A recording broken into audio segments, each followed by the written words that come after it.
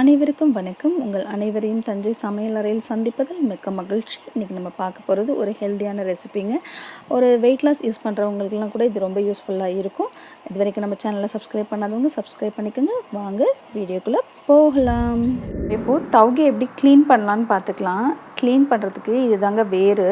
இதில் மண் இருக்காத மாதிரி உங்களுக்கு தெரியும். ஆனால் வாஷ் பண்ணிங்கன்னா அதில் ஒரு மண் இருந்துகிட்டே இருக்கும் அடியில். அதனால் இந்த வேரை வந்து நம்ம லைட்டாக கிள்ளி எடுத்துடலாம். கிள்ளி எடுத்துட்டிங்க அப்படின்னு சொன்னால் நீங்கள் வாஷ் பண்ணால் சுத்தமாக இருக்கும். இந்த மாதிரி கிள்ளி எடுத்துருங்க. பாருங்கள், நான் இந்த மாதிரி எல்லாத்துலேருந்துமே வேரை எடுத்துகிட்டு தவுகை எல்லாத்தையும் க்ளீன் பண்ணி ஒரு பாக்ஸில் போட்டு வச்சுருக்கேன். நீங்கள் எப்போவுமே வாங்கிட்டு வந்த உடனே இந்த மாதிரி க்ளீன் பண்ணி ஒரு பாக்ஸில் கீப்பப் பண்ணிட்டிங்கன்னா நீங்கள் காலையில் போகும்போது சீக்கிரம் செய்யறதுக்கு ஈஸியாக இருக்கும். பாருங்கள், நான் வேறு எல்லாமே எடுத்துட்டேன். அந்த வேருக்கும் இதுக்கும் நல்ல டிஃப்ரென்ஸ் இருக்குது பாருங்கள். அது ஒரு மாதிரி அழுக்கு கலராக இருக்குது. ஸோ அதை எடுத்துகிட்டு க்ளீன் பண்ணி சாப்பிட்றது தான் நல்லது. இது மாதிரி க்ளீன் பண்ணிக்கோங்க. கொஞ்சமாக கடாயில் எண்ணெய் ஊற்றிருக்கோம். எண்ணெய் சூடாகிட்டுருக்கு. இதில் நான் பூண்டு நச்சு போட்டிருக்கேன். உங்களுக்கு பூண்டு ஃப்ளேவர் வேணும்னா பூண்டு போடாமல் டைரெக்டாக நீங்கள் வெங்காயம் போட்டுக்கலாம். பொடிசாக கட் பண்ண வெங்காயத்தை நீங்கள் உங்களுக்கு தேவையான அளவுக்கு போட்டுக்கோங்க. போட்டு நல்லா வெங்காயம் வதங்குற வரைக்கும் நல்லா வதக்கிடுங்க. லைட் ப்ரௌனாக வெங்காயம் நல்லா வதங்கட்டும். இது கூட இப்போ நம்ம வெங்காயம் வதங்கிட்டு இருக்கும்போது அரைச்ச சம்பால் சில்லி நான் சேர்த்துருக்கேன். நீங்கள் மிளகாத்தூள் வேணும்னாலும் சேர்த்துக்கலாம். அந்த சம்பால் சில்லி யூஸ் பண்ணிங்கன்னா அது ஒரு டிஃப்ரெண்ட் டேஸ்ட்டு, அந்த ஒரு ஸ்மெல் எல்லாமே டிஃப்ரெண்ட்டாக இருக்கும். அதே மாதிரி நீங்கள் மிளகாத்தூள் போட்டு செய்யலாம், நல்லாயிருக்கும். நீங்கள் அந்த மாதிரியும் ட்ரை பண்ணி பாருங்கள். உங்களுக்கு எப்படி பிடிச்சிருக்கோ அந்த மாதிரி ட்ரை பண்ணி பாருங்கள். இது கொஞ்சம் பச்சை வாசனை போகிற வரைக்கும் வதக்கிக்கோங்க. ஒரு சிட்டிக்கு அளவுக்கு மஞ்சத்தூள் சேர்த்துக்கலாம். தேவையான அளவுக்கு உப்பு போட்டுக்குவோம். இப்போ நம்ம பச்சை வாசனை போக நல்லா வதக்கியாச்சு. இது கூட நம்ம ஸ்ப்ரவுட்டை சேர்த்துக்கலாம். நான் நல்லா வாஷ் பண்ணி எடுத்து வச்சுருக்கேன். இதை நம்ம இது கூட சேர்த்துக்கலாம். தண்ணி இல்லாமல் நல்லா வடிச்சிட்டு சேர்த்துக்கோங்க.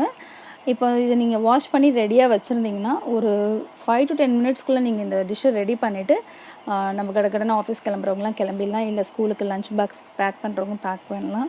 நல்லா காரசாரமாக இருக்குங்க. இது சாம்பார் சாதம், ரசம் சாதம், இந்த மாதிரி எது கூட நம்ம காரசாரமாக சாப்பிட்ணுமோ அது கூட சாப்பிட்லாம். சூப்பராக இருக்கும்.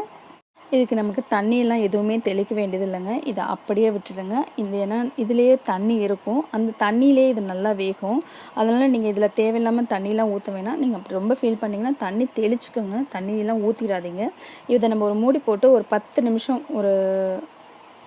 மூடி வச்சுருந்தோன்னா நல்லா அழகாக அந்த தண்ணியிலே அது வெந்து சுண்டி வந்துடும். ரொம்பவே நல்லாயிருக்கும் இது சாப்பிட்றதுக்கு. அதே சமயத்தில் வெயிட் லாஸ் பண்ணுறவங்கலாம் நீங்கள் இதை யூஸ் பண்ணலாம். ஏன்னா இது வந்து நல்லா உங்களுக்கு ப்ரோட்டீன் கொடுக்கும். அதே சமயத்தில் நம்ம வந்து ஹெவியாக எடுத்துக்காமல் இருக்கிற மாதிரி இருக்கும்.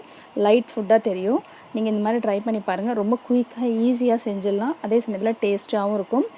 இதை இன்னொரு மெத்தட்லேயும் செய்யலாம். இதை இன்னொரு மெத்தடு நான் உங்களுக்கு சொல்கிறேன்.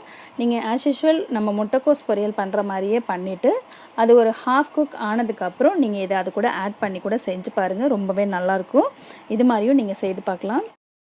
இப்போ பாருங்கள், நம்ம நல்லா கொஞ்சம் நிறைய வச்சோம். ஆனால் அது எல்லாமே சுண்டி கொஞ்சமாக வந்துடுச்சு. இது அப்படி தாங்க, நம்ம எவ்வளோ வச்சாலும் அதுக்கு ஹாஃப் வந்துடும். இதில் நான் எந்த தண்ணியும் சேர்த்துக்கல. அந்த எல்லாம் இருந்த தண்ணியிலே அது வதங்கி வந்துருச்சு. ரொம்ப தண்ணி ஊற்றி குழைய வேக வச்சிட்டிங்கன்னா நல்லா இருக்காது. அந்த க்ரன்ச்சியை அப்படியே கொஞ்சம் கடித்த மாதிரி சாப்பிட்டா தான் இது கொஞ்சம் நல்லாவும் இருக்கும். ஆஃபீஸ் போகிறவங்க, காலையிலேயே நம்ம லஞ்ச் பாக்ஸ் பேக் பண்ணுறவங்களாம் இது குயிக்கான ஒரு சைட் டிஷ். நீங்கள் ரைஸ்க்கு ரொம்ப ஆப்டாகவே இருக்கும். நீங்கள் எல்லாருமே ட்ரை பண்ணி பாருங்கள். இந்த ரெசிபி உங்கள் எல்லாருக்குமே ரொம்ப பிடிச்சிருக்குன்னு நினைக்கிறேன். பிடிச்சிருந்துச்சுன்னா லைக் பண்ணுங்கள், ஷேர் பண்ணுங்கள், கமெண்ட் பண்ணுங்கள். இது வரைக்கும் நம்ம சேனலை சப்ஸ்கிரைப் பண்ணாதவங்க சப்ஸ்கிரைப் பண்ணிக்கோங்க. உடனுக்குடன் வீடியோக்களை தெரிந்து கொள்ள பெல் பட்டனை ப்ரெஸ் பண்ணுங்கள். நன்றி.